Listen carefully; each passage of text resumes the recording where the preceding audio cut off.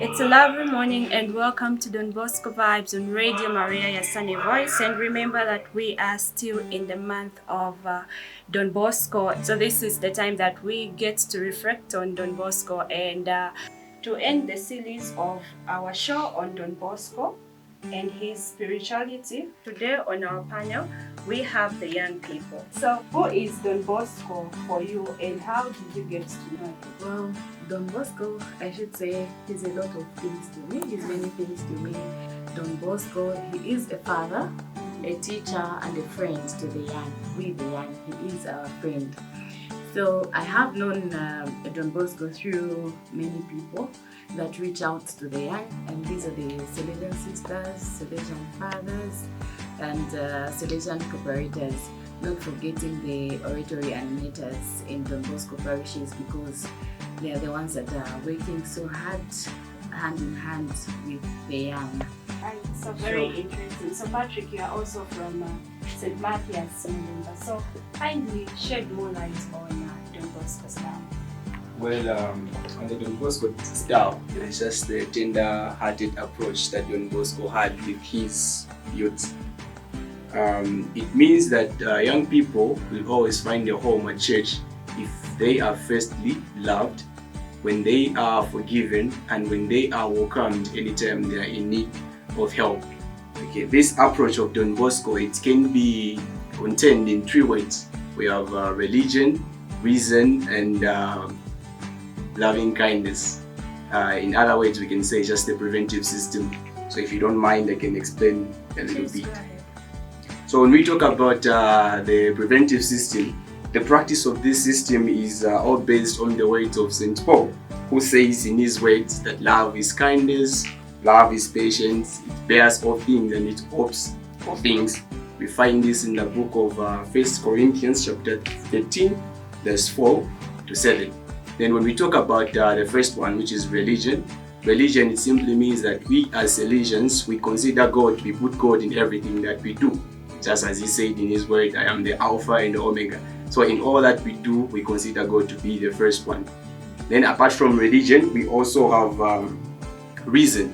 So when we are talking about reason, nowadays when you see many teachers and educators, they seem to focus much on the memorization of the information than the transformation of the mind of the person and the character. So the kind of education and the reasoning that Don Bosco wants, for example, I'm a student, then I'm being punished without the teacher giving me the reason why I'm being punished, that will not work for me. But I can only work if the teacher explains, okay, I'm punishing you because you did this, this, and this. But of course, the Don Bosco kind of style that he wants, he doesn't want to punish people, but he wants to prevent people from doing wrong. No wonder we're talking about the preventive system. It is preventing people from doing wrong and punishing them. Apart from that, we also talk about drilling information into the minds of children. For example, you just want to give students information, you don't want to explain to them. That will also contribute for them to hate learning. So if you tell them the beauty and the opportunity they find in learning, they are going to really love learning, the young people.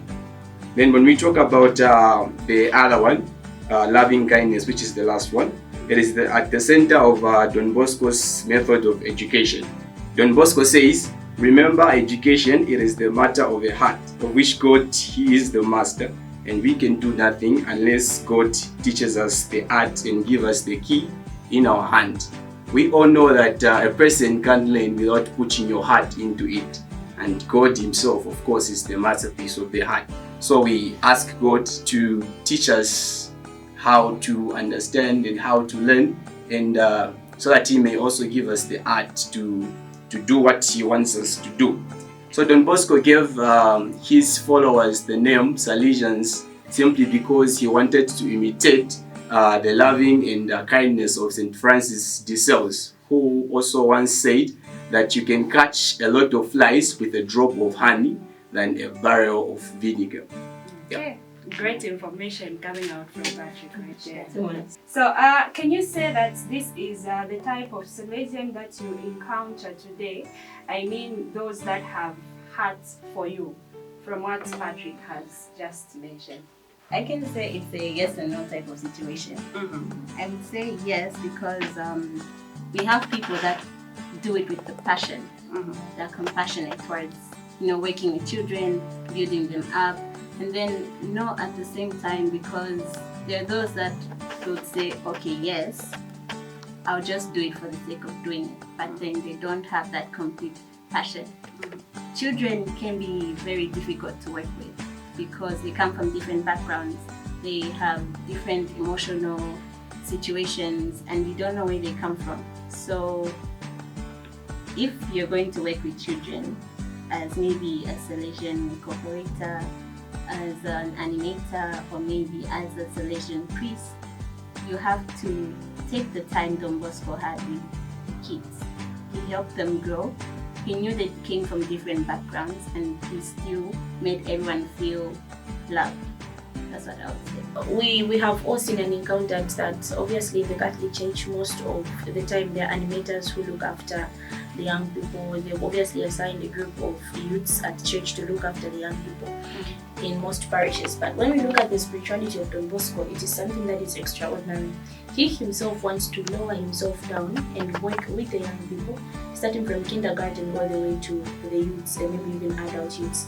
And this just clearly shows us how compassionate and how loving he was to the young people. For him, it is not just about loving somebody, but you need to make them feel that they are loved. And we've all heard this notion that action speaks louder than words.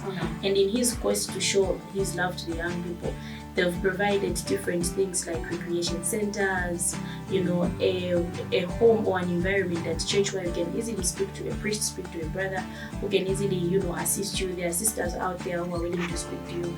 Because I'm saying this because not too long ago when I hosted Salesian priests and sisters, they made mention of different projects that they're actually working on, which each event mention of which is the preventive system. Yes, the preventive system, which just helps them to ensure that the young people are put in order, but not in a manner that forces them to do what they don't want.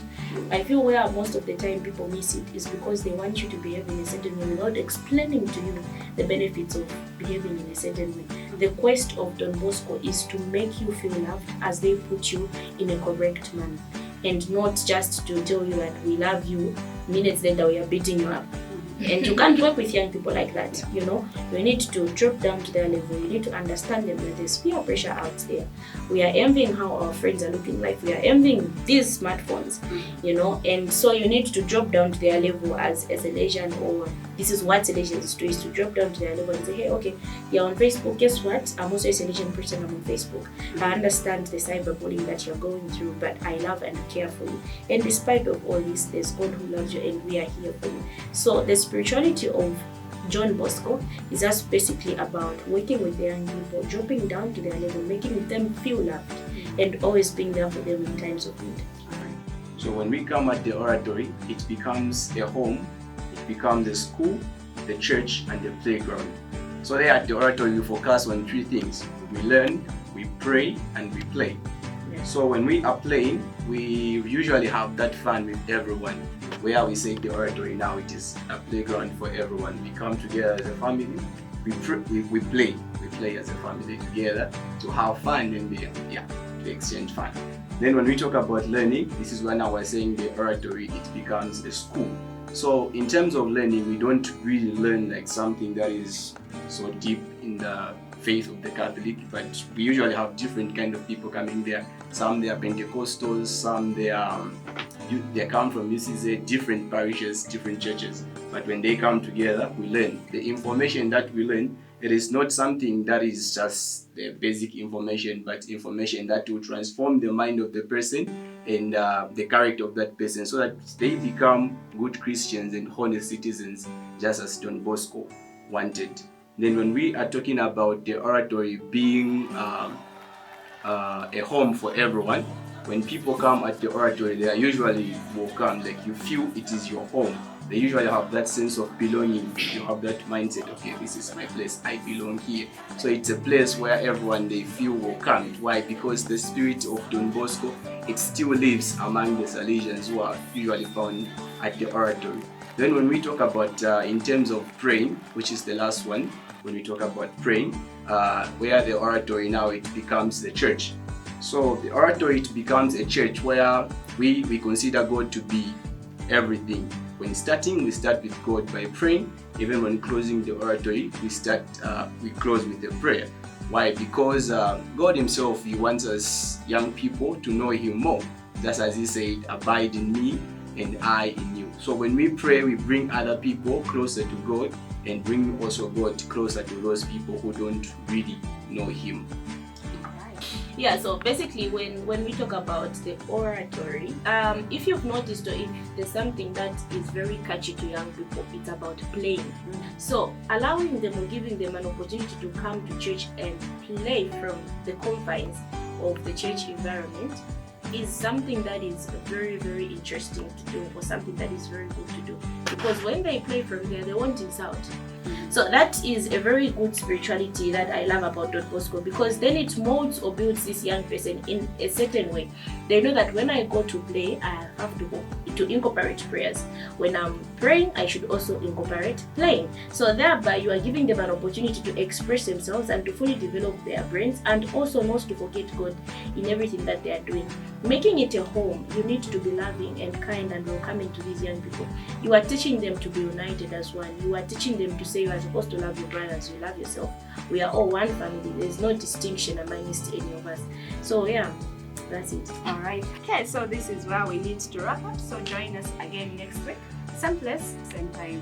So you can tune in to Radio Maria Zambia.